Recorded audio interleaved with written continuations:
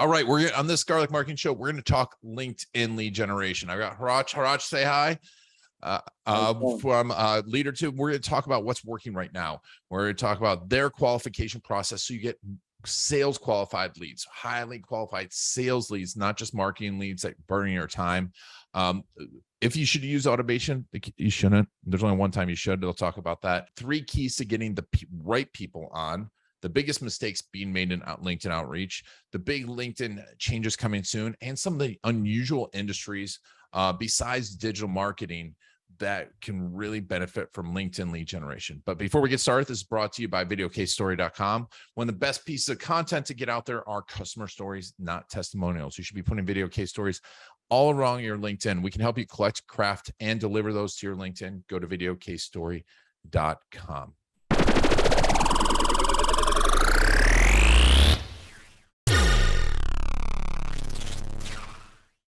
And so let's talk LinkedIn for digital agencies. We have a lot of digital agencies using LinkedIn, trying to figure out how to use LinkedIn, using it wrong, getting frustrated because they're getting people spamming them.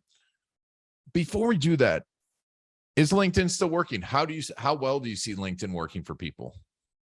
Well, I appreciate the question, yeah. And before I even answer that question, if you don't mind, because I think I lost that moment where I was supposed to say, hey, thanks for having me on this show. So I'm literally, and by the way, I'm really honestly happy to be on this show, let's say, with you, and I appreciate that. And whoever is not aware, Ian is one of those guys who is not just saying, yeah, let's do something, forgets about it, but he's one of those guys says yes, and he's being very proactive about it. So thumbs up for that, respect for that. And kind of jumping back to your question, yeah, LinkedIn is working, but you are absolutely right. It's getting actually somewhat, let's say, harder to do business with LinkedIn or through LinkedIn, to use LinkedIn as a lead generation source, because so many people are using it right now. And especially starting from, let's say, the start of COVID type, let's say, time period. I mean, CXO level people are getting literally bombarded right now on LinkedIn. So is it working? Yes, but of course, like in any other business, you need to adapt a bit. You need to be, a bit careful what's going on in the market. What are people discussing? What are people complaining about? And just adapt according to that. So one of our, let's say, client types, or one of the client groups, is digital marketing agencies, and like specifically, like we have been discussing before this. And there are, but whenever I go just too long, just let me know. I'll just cut it short. Oh, keep going. Yeah. So whenever we're talking about what's really working right now, as of right now, it's really the mix of inbound and outbound strategies, meaning you do outreach to people, but you are not being spammy, of course, you are not being pitchy, and you are not trying to sell. Actually, this is the new way of social selling, we can call. And the second aspect to it is the content strategy part. Because if you are not providing value right now in 2022, you are literally losing a lot here. Because like I was actually making even a comparison between last year and this year, my lead sources and are they inbound or outbound. Right now, 55% of my leads are inbound leads. So that's how important it is right now to, make sure you have really good inbound and outbound strategies together, and you kind of mix them around. Okay. And, what kind of success are you seeing right now? Well, tell me about the types of leads that are coming through the door for your clients. Well, the clients for my, let's say the clients for my clients, or the leads for my clients, are really different. But because we're talking about like digital marketing agencies, I'll go specifically with this domain. So they are looking for, let's say, mid to large size, anywhere from 50 to 200, 500 employee size, let's say, companies. And of course, let's say the leads are either CMOs or depending on the size, of course, or CXO level, like CEO, founder, co-founder, GM, managing director, etc. And they are looking for companies who really want to improve their SEO or do some backlink building, etc. And just to be very clear, we're not talking about MQLs, meaning like they just signed up for a newsletter, or they just put their email down for something to download something. But we're talking about sales qualified leads, meaning these people really have the problem, they really want to talk about it, and they want to really find a solution, and are ready to talk. right? So this is the type of people we are trying to get for our clients, for digital marketing agencies. And if I recall correctly, you also asked about the numbers or what can be expected right now. I'm really trying to be honest here, because not really trying, I'm being very honest right now, because depending on the company, the results may differ. But the main thing is, I'm talking about the average numbers. You realistically speaking, after maybe 2 months of, or 1 month of, prospecting, meaning you are testing some messaging out, you are, doing some experiments, it is more than realistic to get like 15, 20 book conversations, sales qualified conversations per month per business. So this is, I think, considering the average, B2B closing rate of 25%, meaning per month you are getting anywhere from 3, 5, 6 customers, paying clients. So these are the results that usually people are expecting from us. Nice. I mean, and that's fantastic for most people, because it's targeted, right? And I think the big difference we were talking about, you mentioned it, marketing qualified leads versus sales qualified leads. There's a huge difference, because you are picking out who you want to talk to versus just taking whatever's coming in, correct? Well, absolutely. And I'm really happy you brought this up, because I'm pretty proud of our, let's say, 2 or 3 way of qualifying, through steps of qualifying, because we never use automation tools. We use real people for doing the process. And the very first stage of, besides just putting the filters in the Sales Navigator, right? Everybody can do that. But what we actually do on top of it, a real person screens them. Let's say out of 1,000 prospects, our agent will screen maybe 200 prospects, which are really a good fit, right? And after that, we will start the process. We will start to call, let's say, start discussions with them and try to get into, into really meaningful conversations with them. As soon as they reply to us, we also qualify them further. Meaning we have a set of questions per business. These questions are not, just copy paste questions, but these are really questions which we decide together with the business owners, right? Let's say 3, 4 qualifying questions. And after they have passed successfully all these questions, only at that time, we qualify them as sales qualified leads and, hand over the lead to our clients. So this is actually, besides filters, Sales Navigator filters, we do real physical, logical screening, and then we go with the qualifying questions. Yeah. And I think that's important, because you want to have a quality relationship by the time you talk to them, correct? Because it's like, if you're just bothering them and hitting them up and spamming them using these automation tools, even if you get on a conversation with them, it's just not a quality conversation, is it? Absolutely. I cannot even add anything to that. You just nailed it there.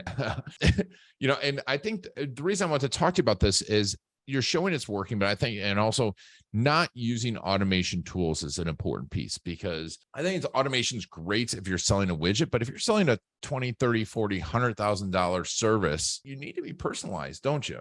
Well, I hope I don't get banned from LinkedIn for this, but my advice, usually whenever people are kind of asking me when to use automation tools, because I have to agree, those tools are great and they are saving a lot of time. And to be really frank, those tools are much cheaper than real people, than to hire a real person to do the job, right? But the only case I would advise people to use such tools, if of course applicable, is whenever they are just starting their journey on LinkedIn, actually, right? If they have a really brand new profile, they have like 10 connections, they don't care about losing their profile, etc. But like, take my profile as an example. I have close to, I think, 10,000 really high quality connections. The last thing I want to do is lose my access to my profile, right? Because this is really a good network of really good people, influential people, and people I'm really in good relations with.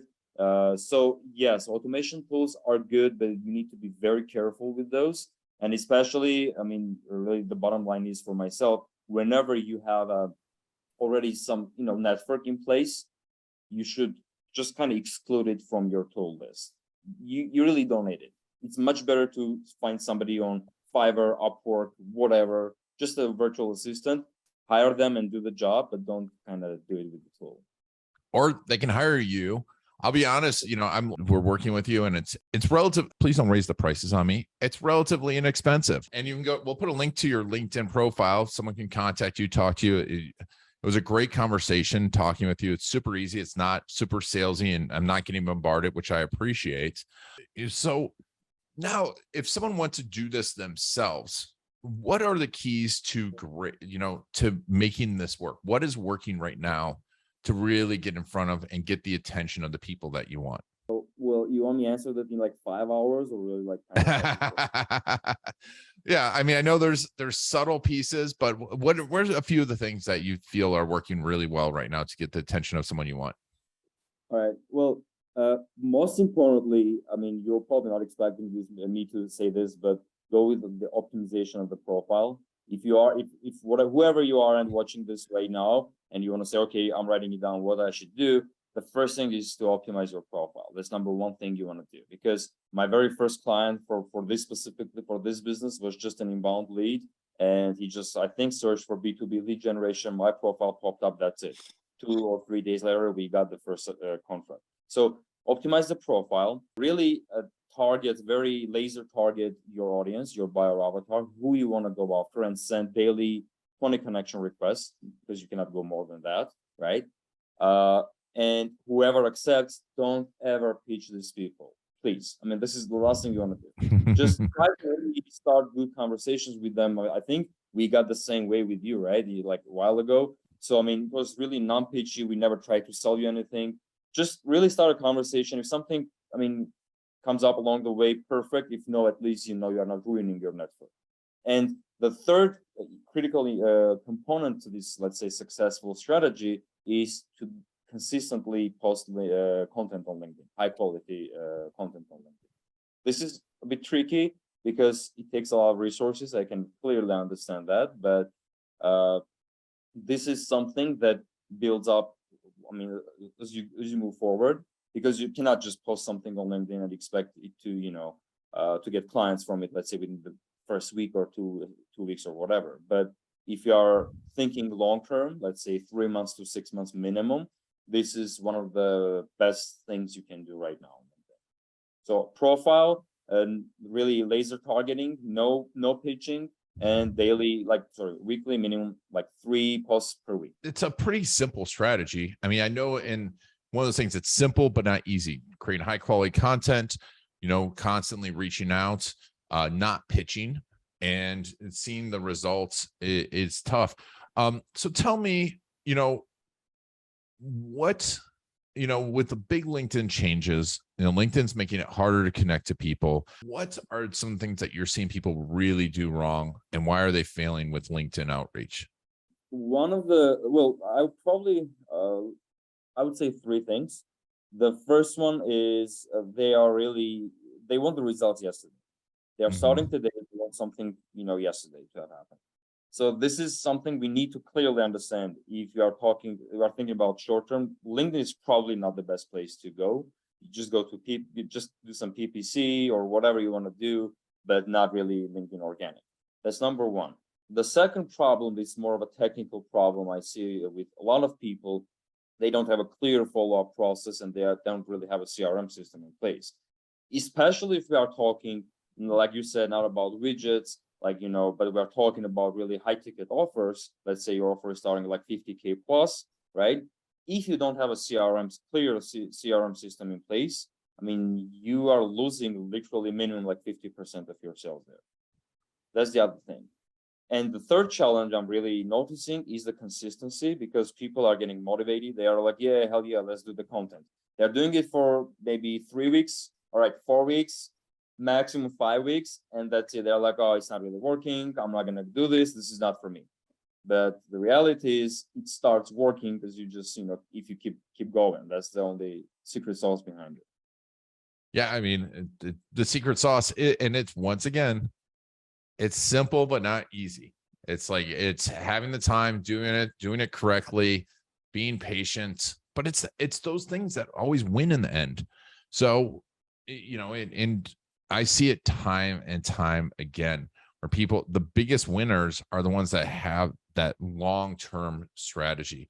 I mean, like you said, if you can do PPC, you can get leads right away, but these are super targeted, high quality leads, and you can reach pretty much anyone. I mean, a year or two ago, I reached someone at a Fortune 50 company that was like three from the top, and we had a conversation just by having conversations with people. It's crazy. But you're doing it at scale. And by scale, I mean, if you're in 10, 15 of these high quality conversations a month and following up with them properly, you're doing well. Where do you see the future of LinkedIn going? Is it going to be one of these things that continues to work really well? Or do you think, I mean, obviously you're in the business, so you're thinking it's going to work well for a while, but how's it going to change? How can we plan for the future? Well, I mean, this is not just assumption, but LinkedIn is really heavily rolling out the content creator program. They are even sponsoring some of, as long as I'm aware, because I'm not sponsored in any way anyway, but they are sponsoring some of the creators so that they create more content. And so there is a real lack of content on LinkedIn. According to the latest research I managed to find, only 1 or 1.2% of people on LinkedIn out of 820 million people are consistently placing content on LinkedIn still. So they have a problem with that. So the idea is they will keep pushing for more creators to merge. But the second kind of trend I'm really seeing, LinkedIn at some point in time, maybe not really this year, maybe even not next year, but eventually LinkedIn will, make you pay eventually to promote your content. That's what they're trying. But right now, and well, it has been like this for a while, but especially right now, it's the perfect timing to do something because before it's too late, right? Yeah. So if people are really kind of, thinking about LinkedIn, saying maybe I should try this, I always tell people the best day to start working on it is today or maximum tomorrow. That's it. Nice. And we're talking about, we have a lot of digital marketing agencies working with us, but who else do you see? Who else are you having success with this strategy of LinkedIn outreach and connection? I would say, well, marketing agencies you mentioned, IT SaaS, well, IT in general, but I try to go after IT SaaS specifically because it's more interesting for myself. So IT SaaS is another one. Digital design, well, it's kind of inside the digital marketing agencies, but I kind of have them like a separate type of clients who are doing digital creative design. Also business coaches and business consultants. These are the type of people. And also one very strange group of clients I have, well, I think I told you about them, is the healthcare, which I never thought I would do, but we're having pretty good, let's say, results with healthcare industry. It's funny because I've told a lot of people in healthcare that they need to be there and I don't do it. So, but I'm like, I thought I saw an opportunity there. And, because if you think about it, to me, it's really logical. But why do you see what kind of healthcare is working for you? Well, the ones we have done are private clinics.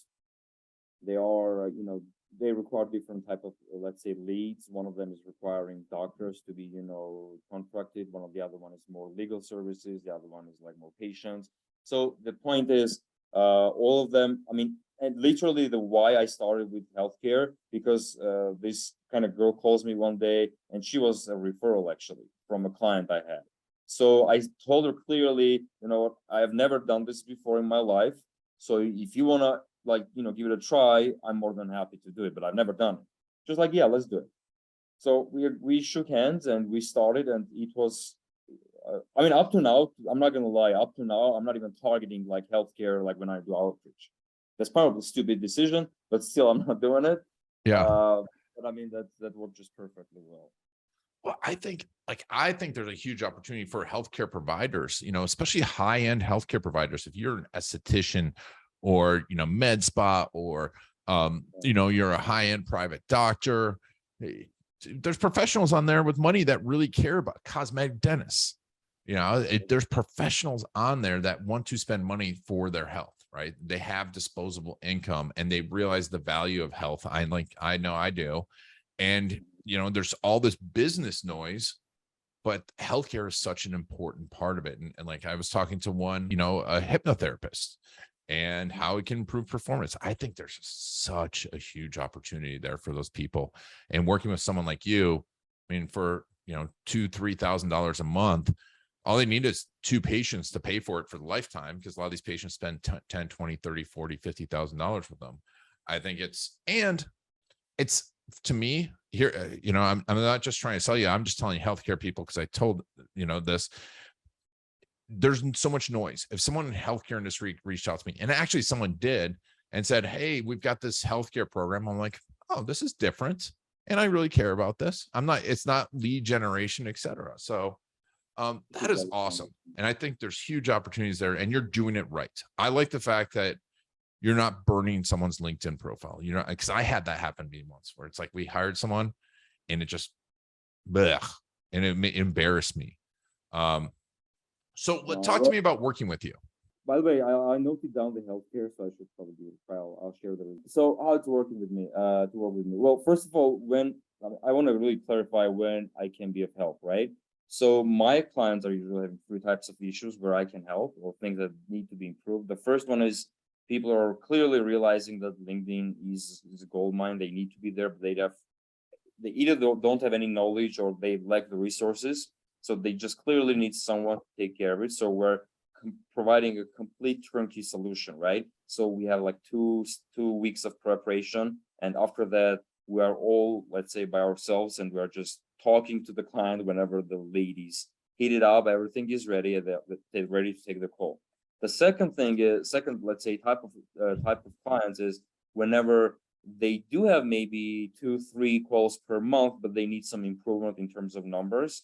So they cannot really improve the numbers. So we are here to help and get the 2-3 calls to maybe 15 calls, for instance. And the third widely spread option is whenever they have, let's say, 15-20 calls, but these calls are nowhere close to being qualified or sales qualified calls. So in these three types of, let's say, cases or scenarios, we are more than happy to have a chat and to, see how we can help. Kind of returning back to your question a bit, how it is to work with us. Well, first of all, we signed the NDA because I do not ever tell the names of my clients like publicly. That's number one. And after that, we usually take about 2 weeks, let's say anywhere from 1 to 2 weeks, on average 10 days preparation, where we discuss the buyer persona, USPs. We come up with the script, we come up with the content strategy, the funnel, how the CRM pipeline going to look like. It's all the technical parts, right? So after 2 weeks, usually our clients are getting every 2 weeks, if we're talking about content plus outreach, they are getting 2 weeks of content. They are just reviewing, commenting, etc. And for the next 2 weeks, they usually don't hear from us, which is a good sign. So we just do whatever we have agreed to do. We have a dedicated person who is doing the outreach. We have a dedicated person who is the content writer, the graphic designer, and the project manager. And I'm usually 99.9% of the cases, I am trying to be the only point of contact if the customer wishes for my clients, because they don't want to talk to too many people. So I'm always the responsible and person, the decision maker in the company. Awesome. Well, we'll put a link to your LinkedIn in the show notes. I really appreciate you being on, Hrachya, and talking about LinkedIn. We're gonna have you back as things change, but you can go, check Hrachya out on his LinkedIn. Founder of Leader 2, and super responsive, super great company. I highly suggest, if you're thinking about LinkedIn outreach, my biggest thing too is it's quality that won't burn your LinkedIn profile, because my LinkedIn profile I've had for 20 years almost now, and it's so important to keep it high quality and keep your connections happy. So Hrachya, thank you so much for being on the Garlic Marketing Show. Yeah, and I really appreciate you having me on the show. This is a wonderful opportunity, and I really enjoy doing, any kind of business with you. And really, thanks for this. You have a good one, and let's keep in touch. Yeah, and thank you all for taking Hrachya and I on our journey. It's been Iron Garlic and the Garlic Marketing Show.